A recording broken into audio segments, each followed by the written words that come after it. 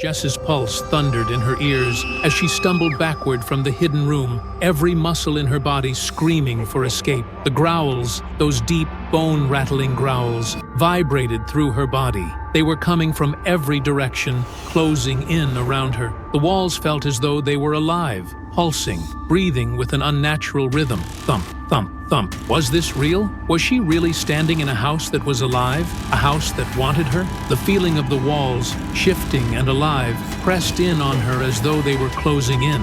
No, Jess thought. She needed to get out. Her breath hitched and her legs trembled. She turned toward the door, but it wasn't just the door that felt wrong. It was the air, thick and suffocating, as if the house was watching, waiting for her next move. She had to get out. She had to escape. But was there anywhere safe anymore? Was she already too late? Just as Jess thought she might escape, she heard it. A whisper, her aunt's voice, soft but unmistakable. It echoed in her mind, sending a chill crawling up her spine. You can't leave, not anymore. Jess froze. The room spun around her. Her aunt? But how could she still be here? She hadn't seen her aunt for years, and certainly not like this. She turned quickly, eyes darting around the dark hallway, trying to locate the source of the voice. And there she was. Her aunt stood there, in the flickering light. But she was different. Her eyes glowed a sickly red, burning with an unnatural intensity. Her face was twisted, contorted beyond recognition.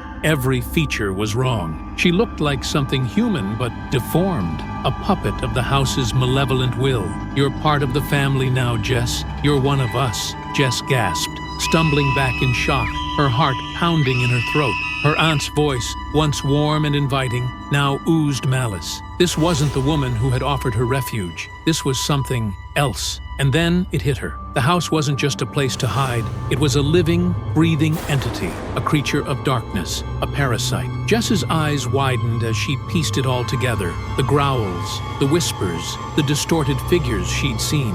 It wasn't coincidence. The house didn't just trap people. It consumed them, turned them into twisted versions of themselves, trapped in its walls forever. Every victim became part of its curse. Every soul became a cog in the house's unholy machine. Her aunt wasn't a victim. She was the result, a puppet, controlled by the house, a twisted version of the woman who had once been so kind to Jess. No, I can't become like that. Jess's body trembled with terror. Was it already too late? Was she already part of the house's curse? The walls seemed to shift again, closing in around her. Jess could feel the temperature drop. The air became thick, suffocating. Her aunt, no, the thing that used to be her aunt, took a step closer, her movements jerky and unnatural, her mouth twisted into a grin that sent a jolt of fear straight through Jess's heart. There's no escape. You belong to us now. Jess's legs trembled, but she forced herself to back away, looking for any possible way out. The walls had to have some weakness. There had to be a way to break free.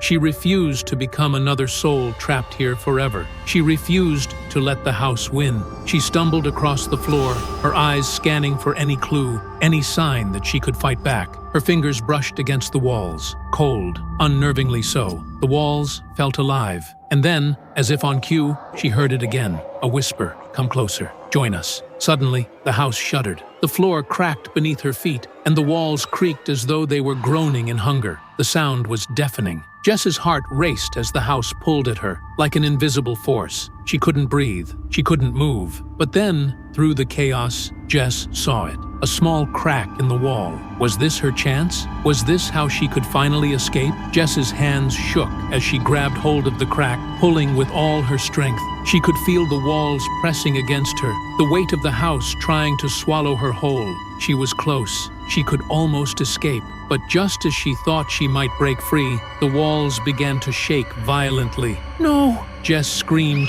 trying to pull away, but it was too late. The house had trapped her. The crack she had thought was an escape turned out to be a trap itself. She could hear the growls rising again, this time louder, more frantic. The walls began to move, pushing her toward the center of the room. Jess screamed, kicking and struggling against the walls, but they wouldn't budge. They were closing in, slowly, relentlessly, sealing her fate. One more, One more to join us, the sound of whispers growing louder with each passing second. The walls seemed to breathe, as though they were alive, as though they were waiting for the next victim. Will anyone ever escape, or will the house claim them all? If you think Jess's story is over, think again. Hit that like button if you want to know what happens next. Subscribe to Incidents Revealing if you dare to uncover the truth behind the house. But be careful, you never know when it might start whispering your name.